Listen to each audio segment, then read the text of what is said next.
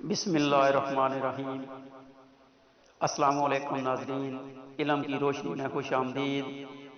कहानी शुरू करने से पहले आपसे गुजारिश है कि चैनल को सब्सक्राइब कर लें ताकि हमारी आइंदा आने वाली वीडियोस का नोटिफिकेशन आपको आसानी से मिलता रहे। तो दोस्तों, कहानी शुरू करते हैं। ये वाक़या हज़रत उमर फ़ारूक रज़ी अल्लाह अन्हु के दौर का है। एक औरत हज़रत उमर फ़ारूक रज़ी अल्लाह अन्हु के दौर में जब भी मस्जिद में नमाज पढ़ने आती तो एक नौजवान उसका रास्ता रोककर खड़ा हो जाता। 2-4 दिन नज़रअंदाज करने के बाद एक दिन वो खड़ी हो गई और पूछा कि क्या मुहाजिरा है। नौजवान ने कहा, मैं तेरा चाहने वाला हूँ, मेरे दिल में तेरे लिए मोहब्बत के बेपनाह जज्बात हैं, मैं तुझे हासिल करने के लिए कुछ भी करने को तैयार हूँ।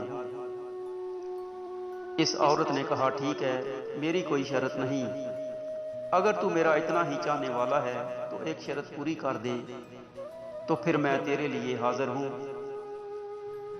उसने शर्त रखी कि वो 40 दिन हजरत उमर के पीछे नमाजें पढ़ ले। आखिरी दिन की आखिरी नमाज के बाद यही मुलाकात होगी। उसने कहा कि ये कौन सा मुश्किल काम है, तेरे लिए तो मैं कुछ भी करने को तैयार था, ये तो बहुत आसान हालों मिल गया।